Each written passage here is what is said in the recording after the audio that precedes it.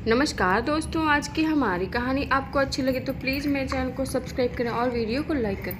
अरे भाभी, दरवाज़ा तो खोलो, मेरे भैया के लिए रक्षाबंधन का तोहफा दरवाजे के उस पार रखा है। सच कह रही हो सोनी, तुमने हमें माफ़ कर दिया ना। चलो, अब कोई गिला शिकवा नहीं रहा। चलिए जी, बाहर देखते हैं हमारी लाडो ने क्या तोहफा रखा है हमारे लिए, निधि ने कहा। फिर निधि और अरुण दरवाज़ा खोलते हैं तो बाहर का नज़ारा देखकर उनके होश उड़ जाते हैं। क्या था बाहर और क्या चल रहा था यहाँ, आइए जानते हैं। सुनिए जी, इस बार राखी पर सोनी को कहिए कि आप ही उसके घर चले जाएंगे, उसे आने की ज़रूरत नहीं। एक सूट रखा है, मैंने बस एक ही बार पहना है, वही दे दीजिएगा, निधि ने कहा। पर अगर वह पूछेगी तो क्या बताऊंगा, अरुण ने कहा। कह देना तेरी भाभी अपने मायके जा रही है, निधि ने कहा। पर तुम्हारा तो कोई भाई है ही नहीं, फिर यह बहाना, अरुण ने कहा। आप न ज़्यादा मत बोलिए, जितना कहा बस इतना ही कीजिए। पहले तो हम मम्मी जी की वजह से सोनी को मना नहीं कर पाती थी, पर अब तो मम्मी जी भी नहीं रही। इस बार उसके आने की कोई वजह भी नहीं है, फिर क्यों इतना तामझाम करना। अगर इसकी आदत इसी तरह लग गई ना तो फिर मरते दम तक सिर पर चढ़ती रहेगी, निधि ने कहा। राखी बीत गई और जैसा कि निधि ने कहा, अरुण ने वैसा ही किया। लगभग 1 साल पहले की बात थी, जब निधि हर रक्षाबंधन पर अपने भैया को राखी बांधने आती थी और उसकी माँ उसका बेसब्री से इंतजार करती थी। पर अभी कुछ ही महीने हुए हैं उसकी माँ देवका जी को गुजरे हुए, और यहाँ भैया भाभी उसके ना आने के बहाने ढूंढ रहे हैं। शायद इसीलिए कहा जाता है कि माँ बाप से ही मायका होता है। पर यह तब की बात है जब देवका जी जीवित थी। एक दिन अचानक सोनी अपने भैया भाभी के यहाँ सुबह सुबह आ जाती है। अरे सोनी, इतनी सुबह सुबह क्या बात है, निधि ने पूछा। वह भाभी, इनकी तबीयत अचानक से काफ़ी बिगड़ गई है, इनका ऑपरेशन करवाना भी बहुत ज़्यादा ज़रूरी है। मैंने भैया को फ़ोन पर भी कहा था, कुछ पैसे ही घट रहे थे, वह मुझे थोड़ी जल्दी थी इसीलिए खुद ही चली आई। दोनों की बातें सुनकर देवका जी वहाँ आ जाती हैं और फिर अरुण को भी बुलाया जाता है। देवका जी कहती है, बेटा क्या इसने तुझे फ़ोन पर पैसों की बात की थी? हाँ मम्मी, की थी, पर मेरे पास अभी कोई पैसे नहीं है। पर यह माने तब ना, मैंने कितनी बार कहा कि मेरे पास अभी फ़िलहाल कोई पैसे नहीं है, अरुण ने झल्ला कर कहा। अच्छा बेटा, तू रुक यहाँ, मैं अभी तेरे लिए कुछ करती हूँ। मेरे पास मेरे कुछ गहने पड़े हैं जिन्हें बेचकर अभी तेरा काम निकल जाएगा। अभी दामाद जी को बचाना ज़्यादा ज़रूरी है, देवका जी ने कहा। क्या क्या कहा आपने? आप अपने गहने इन्हें देंगी? यहाँ बेटे के सर पर बैठकर खा रही हैं और गहने देंगी बेटी को? वाह मम्मी जी, पर हम आपको ऐसा नहीं करने देंगे, और अगर आपने फिर भी ऐसा किया तो फिर रहना अपनी बेटी के साथ, निधि ने अपनी आंखें तरेरते हुए कहा। अब इस उम्र में बेचारी देवका जी और कहाँ जाएंगी, वह चाह कर भी आगे कुछ नहीं कह पाती। उल्टा उनके गहने पर निधि कब्जा कर लेती है। उस दिन तो सोनी चली गई, पर वह अपने इस दिन को हमेशा याद रखेगी, यह सोचकर अपने मन में कुछ ठानती है। दिन बीतते गए और सब कुछ सामान्य सा लगने लगा। इस बीच देवका जी भी चल बसी। देवका जी की वजह से उस घर में जाती थी, फिर भी बंद हो गया। उसके भैया भाभी का यह बर्ताव चाहकर भी भूल नहीं पा रही थी। फिर उसे अपने भैया भाभी के एक और राज का पता चलता है। दरअसल हुआ यूँ कि एक दिन सोनी बाजार में थी, तभी उसकी पड़ोसी से भेंट हुई। वह उसे बताती है कि उसकी भाभी उसकी माँ को बहुत सताती थी और कई कई दिनों तक भूखा रखती थी। जिस दिन उनकी मौत हुई उसके एक दिन पहले उनके काफ़ी रोने की आवाज़ भी आई थी, और अगली सुबह उनके मरने की खबर मिली। सोनी को उनकी बातें सुनकर इतना तो यकीन हो गया कि माँ को इन्होंने ही कुछ किया होगा। अब उसने ठान लिया, इसकी गहराई तक वो जाएगी। फिर एक दिन अरुण को एक कॉल आती है, जहाँ उसे कोई बताता है उसकी माँ के नाम से एक ज़मीन है जिसे वह बेचना चाहती थी। सारे कागजात भी पूरे हो गए थे, पर एक कागजात पर दस्तखत रह गए थे और उनके मरने की खबर भी मिली।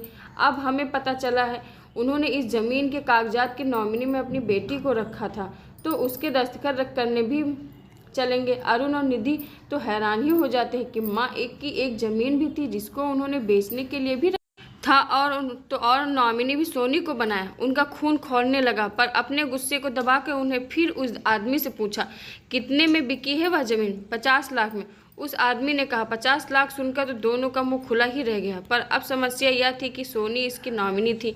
फिर क्या था? लगाया गया सोनी को फ़ोन। क्या बात है सोनी, अपने भैया भाभी को भूल गई क्या? उस दिन की बात से अभी भी नाराज़ हो? उस वक्त मेरे हाथ भी खाली थे, इसलिए तेरी मदद नहीं कर पाया। और रही बात माँ के गहने की, तो वह माँ के इलाज में ही लगने वाले थे, इसलिए उन्हें देने से रोका। तुझसे इसलिए उस वक्त बताया नहीं, पर अब जब माँ ही नहीं रही तो छुपाने का कोई फ़ायदा भी नहीं। दरअसल माँ को कैंसर था और उनके इलाज में काफ़ी खर्च भी हो रहा था, जिसे हमें इधर उधर से लेकर चुकाना पड़ रहा था। तुझे उस वक्त कुछ नहीं बताया गया था कि तू चिंता न करे, और माँ को भी इस बारे में पता नहीं था, वरना वह पहले ही हिम्मत हार जाती। अरुण ने कहा। फिर निधि फ़ोन लेकर कहती है, सोनी अब तो तुम्हें हमारी सच्चाई का पता चल गया ना, अब तो अपने भैया भाभी से मिलने आओ। हाँ भाभी, मैं कल ही आती हूँ। मैं भी कितना तड़प रही थी आप लोगों से मिलने के लिए। मैं कितना गलत समझती थी आप लोगों को, पर आप लोग तो अपने ही दुख में डूबे थे, सोनी ने कहा। अगले दिन सोनी आती है। काफ़ी देर तक बातचीत के बाद अरुण कहता है, यह ले बहन, इस पर साइन कर दे। यह क्या है भैया? सोनी ने कहा, यह इस घर का आधा हिस्सा मैं तेरे नाम कर रहा हूँ। यहाँ जो कुछ भी है हम दोनों का है। अरुण ने कहा, यह आप क्या कह रहे हैं भैया? यहाँ का सब कुछ आपका है। मुझे किसी ने फ़ोन पर बताया मम्मी की कोई ज़मीन के कागजात में मेरे दस्तखत चाहिए, तभी वह ज़मीन बिकेगी, इसलिए मैं यहाँ आई। भैया मैं साइन कर दूंगी, पर यह सब मुझे नहीं चाहिए। माँ के इलाज के लिए काफ़ी खर्च हो गया है, आप लोगों का यह सब आप ही रख लें, सोनी ने कहा। अरुण और निधि के मन में तो लड्डू फूट रहे थे। वह सोनी को छोड़ दोनों अपने कमरे में गए और हंसने लगे। इसे कहते हैं जब अल्लाह मेहरबान तो गधा पहलवान। मम्मी जी को भी रास्ते से हटा दिया और उनकी सारी जायदाद भी मिल गई। छुपाकर जिस बेटी के नाम ज़मीन खरीदी थी, आज उसी को बेवकूफ़ बेटी ने सब कुछ हमें दे दिया। कहाँ हम सोच रहे थे, पता नहीं हमें सोनी को कितना मनाना पड़ेगा, पर यह बेवकूफ़ अपने माँ के कातिलों को ही उनका हमदर्द समझ रही है। निधि ने कहा, मानना पड़ेगा निधि, काफ़ी शातिर दिमाग पाया है तुमने। माँ को कैंसर था, यह दिमाग अच्छा लगाया। अरुण ने कहा, हाँ, पर मम्मी जी इतनी जल्दी मर जाएंगी यह नहीं पता था।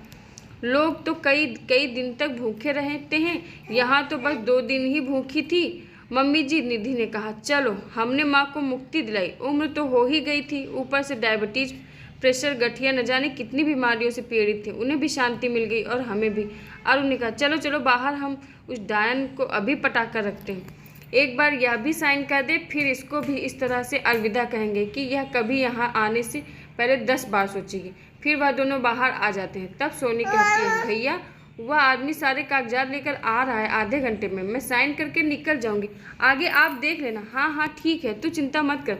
अरुण तो 50 लाख की खुशी संभाल ही नहीं पा रहा था।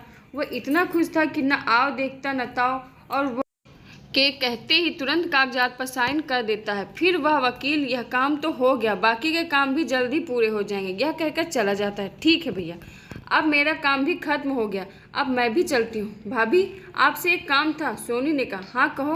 निधि ने कहा, आप लोग ही अब मेरा मायका हो। माँ के जाने से एक गलतफहमी की वजह से मैंने यहाँ आना बंद कर दिया था, पर अब जब वह गलतफहमी ही नहीं रही तो मेरे यहाँ आने से कोई पाबंदी नहीं।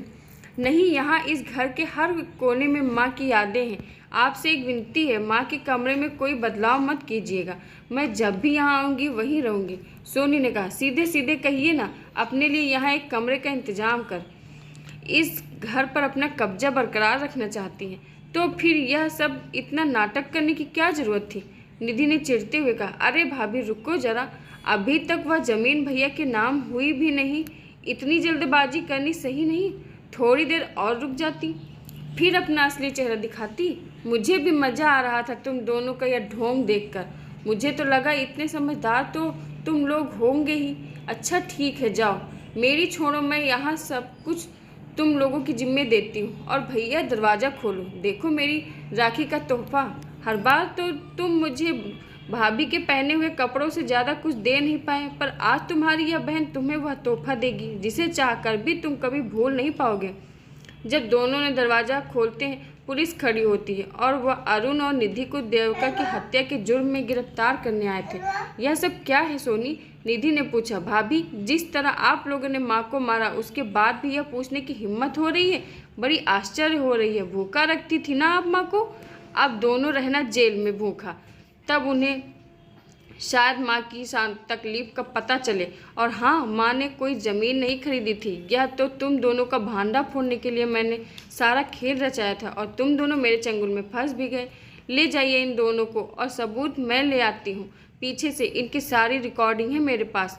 तो तुम दोनों को उम्र कैद ना दिलवाई तो मैं भी अपनी माँ की बेटी नहीं। यह कहकर सोनी दोनों को एक एक चांटा लगा देती है और कहती है, जाओ लालची भेड़ियों, अब जेल में बैठकर गिनते रहना 50 लाख। आशा करती हूँ दोस्तों आज की हमारी कहानी आपको ज़रूर पसंद आई होगी। धन्यवाद।